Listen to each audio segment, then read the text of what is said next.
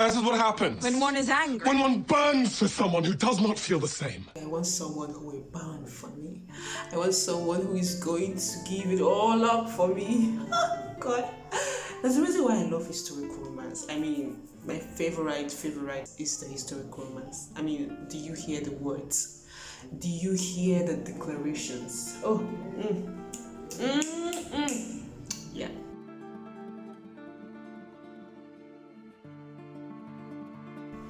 Welcome back to another episode of FBTF.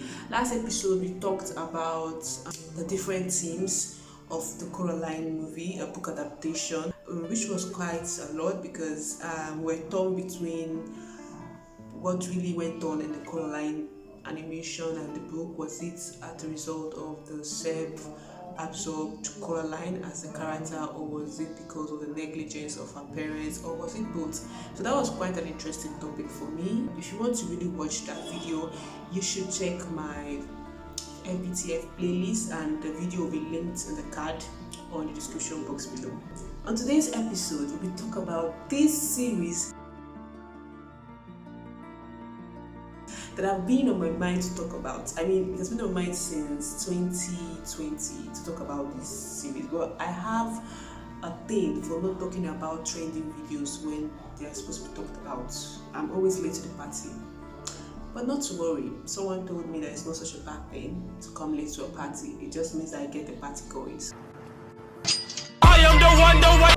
I was opportunity to read the Bridgerton books long way before they even decided that they were going to give us some kind of sneak peek into the world of the Bridgerton. That was it 2018 or 2019 when they talked about Shonda Rhimes, trying to adapt these books into a series. Like, I was so excited because I had just finished reading the book series, and though not all, I know I haven't read Gregory's story and Hyacinth's story. I think those are the two Bridgerton stories that I haven't read in the book, Bridgerton books. But for the first, second, third, fourth, fifth, I have read them all. Yeah, and I was solely waiting for this Bridgerton series to start. So when the Bridgerton series came out, yeah, I was excited. I mean, the bands on Twitter, on TikTok, on Instagram was just I knew everything that went on. The bond for you, the spoon licking, every single thing that was worth watching, I knew about it even before I dived right into it. For some reason, I always started it, the Bridgerton season 1, the movie. I always started it, but I had never ever gone past the episode 1. Because I don't know why, I don't know. But this year, I told myself that I was going to watch this movie, I was going to read the books, and I was going to talk about it on my YouTube channel. And I did it, and here I am, not even talking about it now. So, people always expect that the book adaptations, that is the films, would always have to go hand in hand with what the books actually, the plot of the book in that essence. But no, I'm actually a big fan of deviating, creating your own tone, giving us a spin that we never expected. Because if I was a book reader, I've read the books, and I'm going into to watch the book adaptations, and I see what I've read in the book, I kind of feel like. So What was the reason? I had a reason. What was the reason? What was the reason? Side note, I finally watched Bridgerton season 2, and but I won't talk about it. But what I want to say is that I did enjoy season 2 than the season 1. Because oh my god. Generally speaking, season 1 was just a bore for me. I don't know why. Not that it was boring in a way, maybe because it followed the book almost to the T. In all of it, there were also some nuances, and you might even call a big difference between the book 1 and the season 1, which of course follows the two protagonists, Daphne and Simon. Bastards. Okay, I don't really know the rave about the Duke, but I can understand. So today I just want to talk about the characters and how they kind of deviated from the book and what it means for me as a viewer and as a reader. Now, Daphne in the film was kind of just meh. And Daphne in the book was kind of opposite, like very opposite of what we see in the movies. I can say that Daphne in the books was like a watered down version of Eloise in the movie, if you get what I'm saying. I mean, that's what I can explain, because Daphne was witty, she was smart mouth, and she wasn't really the diamond of the season. I mean, she was already out for like 2 seasons before we were introduced to Daphne and Simon and the rest of it, in the book, that is to say. So Daphne was like a wallflower in the book 1, that's the Duke and I. The only reason why she wasn't married or betrothed was because they took her as a friend. They didn't see her as more than a friend. She was friendly, she was kind, so they didn't see her as much more. That was the reason. Whereas in the film, it was all because of her insufferable Anthony, her elder brother. What was going on with Anthony Bridgerton? Because I was just so, leave your sister alone to find a man. So Daphne wasn't someone I really enjoyed in the movie series. Simon Bassett, oh my god. I think the actor who acted that character was just perfect for the character, as it was like Simon Bassett was Simon Bassett, both in the books and the film. That I see no difference. I mean, Eloise was my favorite character in the season 1. I mean, I love that they were trying to build this character, develop this character in the season, unlike in the book series whereby we just hear their names or read their names in glances. But in this season, in Bridgerton series, they were trying to develop these characters as they go, you understand? So yeah, Eloise was someone who was just rebellious. They didn't really show the rebellious side of Eloise in The Duke and I. Eloise is not just your regular debutante. She wasn't ready to allow the good society's norms and values to block her or to fence her from what she was truly meant to be, although there were going to be some vices against what she believed in. So Eloise was a character that I loved. She was my favorite. Grosvenor Square, 1813.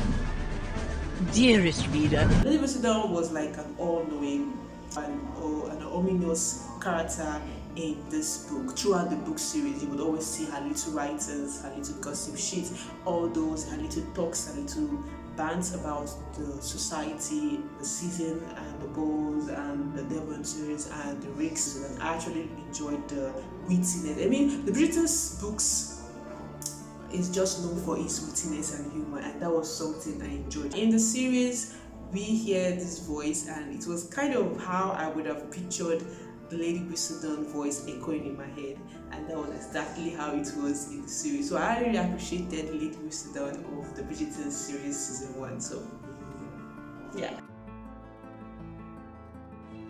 The Featheringtons family quite changed, because in the book 1, which is the Duke and I, the Featheringtons did not have a father. The father died, and I think they have a younger sister called Felicity. We only knew of Prudence, Philippa, and Penelope in the series, the movie series. We only knew of these 3 sisters. I think they just decided to just scrap out Felicity and then add the father. So the father, the Featheringtons, we all know, was kind of frenemies, so to say, with the Bridgerton family.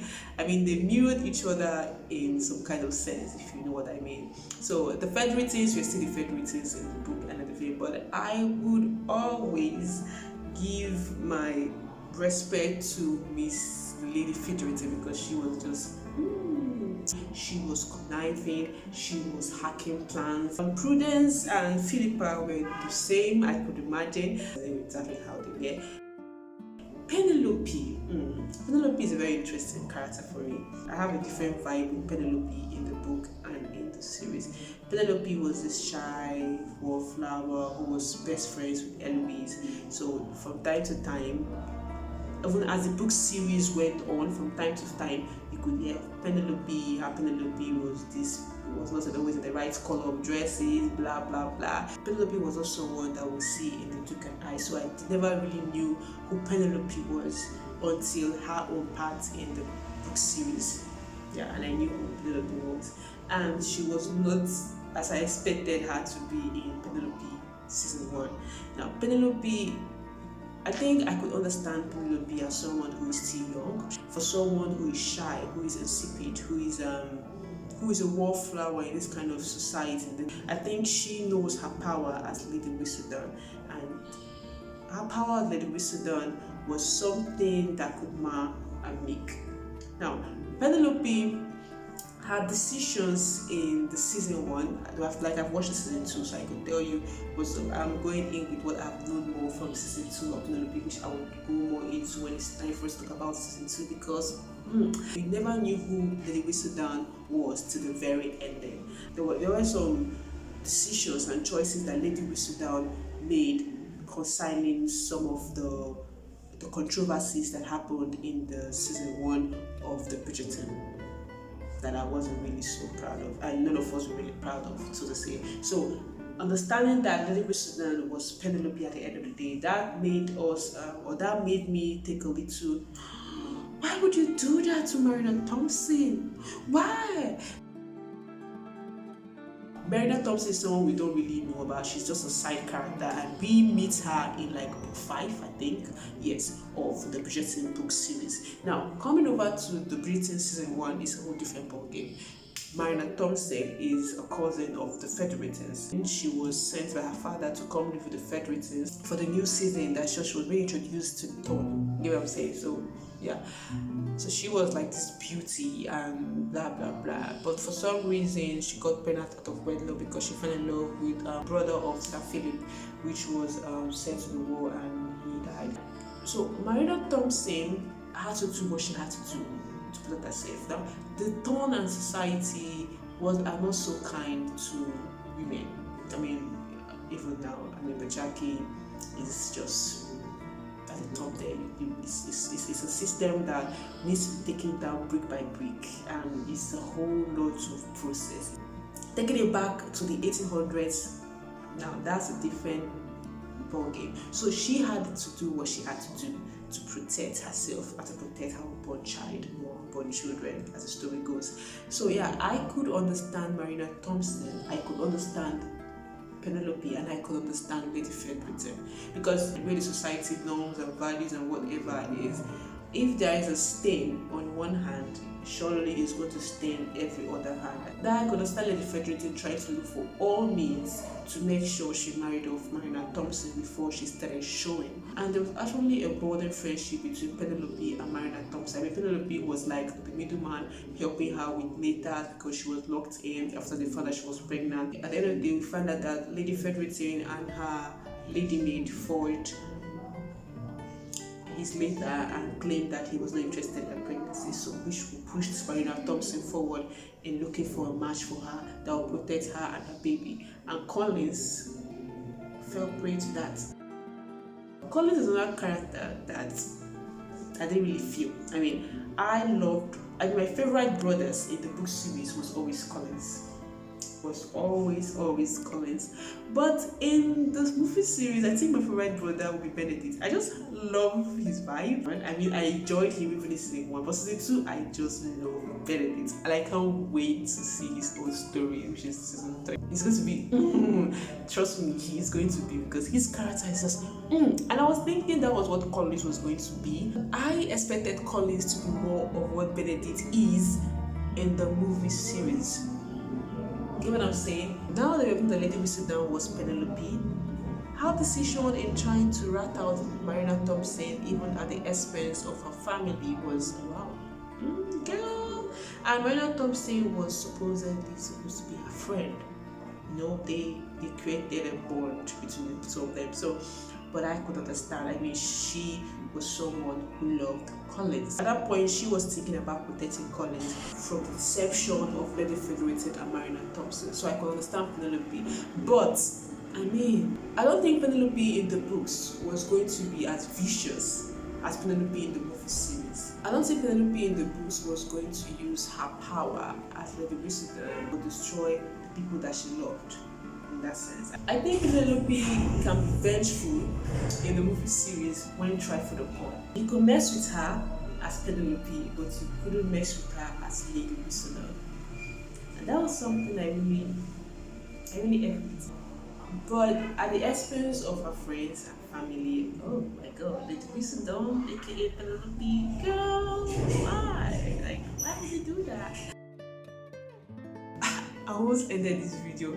I just realized that I didn't even talk about the honorable. I didn't even talk about the character that was just Chef Kiss, Lady Danbury. Like, how could I forget? It was just, but it's abominable for me to forget Lady Danbury as part of my characters I was supposed to talk about. While I was reading the book for a while, I was thinking that Lady Danbury was Lady Whistledown because she was just the epitome of what Lady Whistledown was. She was daring, she feared no one. So, and watching her in the movie series, I was like, okay, yeah, that's my Lady Danbury. That's who I can envision to be Lady Danbury. So the actress that played the part of Lady Danbury was just Chef Kiss. I just wanted to put that out there. Lady Danbury was just Lady Danbury. The books and the series, they're just alike. So yeah, there was no change there, and I actually love Lady Danbury. The chemistry of Simon Bassett and Daphne in the books was just, I mean, it was witty, humorous, and whatnot. I mean, their band to each other was something I looked forward in the books because I don't really want to talk about the story of, the Duke and I. There are a lot of Bridgerton reviews that have talked about the problematic story that is the Duke and I, and one story that is the season 1 Bridgerton. But the Duke and Daphne in the season 1. Now, if I'm someone who haven't read the books at all, I would appreciate Daphne and the Duke chemistry very well. I mean, I still appreciate it even though I've read the books. But to compare the book and the film, the series, definitely going for the book. In the book series, surely Daphne knew what she was doing. She wanted to seduce him to come, and they did it, and he was caught. Now, but in the movie series or the film series, he chased her into the gardens because she told him to leave. Go, because he was planning to leave anyway because he felt that he was, trapping her from getting married to a prince. Now, the prince is a character that we don't know about in the book. The prince was nowhere near the book. But the movie series, yeah, they got married. The way she found out about him lying, because he said that he could not give birth. Not he will not. So, Daphne's little knowledge, she thought that he was impotent, and she didn't really understand the makings of a baby because my guy was always, he was a king of withdrawal. He was withdrawing every single seed because he did not want to continue the line of the Bassett, the Hastings family. He didn't want to continue that dukedom. So that was the reason for his refusal to bear children, because he wanted to spite his father even in his grave. His knowledge about what happened between a man and a woman over her was something that was just so cruel. In the book series, he left after she did what she did when he came in drunk. Now, the way they said it in the books, they tried to make it ambiguous, try to make it like, okay, she didn't know, she knew, try to give her that kind of this thing if she did or did not take advantage of him. While in the movie series, said no, Daphne took advantage of Simon because he was drunk. And what do we say about people who take advantage of people who are drunk? I enjoyed the Bridgerton season 1 in a way, but not as much as I enjoyed the book. Yeah, I'm gonna say it because I have to say it. If I was someone who haven't read the books, trust me, I would have enjoyed every bit of the Bridgerton season 1, although at some point the stories were just being so drawn out. Like, if you did enjoy this video, like this video, subscribe to my channel and click that bell to get notified each time I post a video, which is every Monday or whenever I want. And you can follow me on all social media platforms at LoveViaCada, TikTok, Twitter, Instagram, and Facebook still. So yeah, see you guys next time. And before you go, you can watch this one. Yeah, it's coming up right now. Just watch it. It's very, very interesting. Exploring Coraline, the animation. Yeah, go watch it. And I'll see you guys next time. Bye.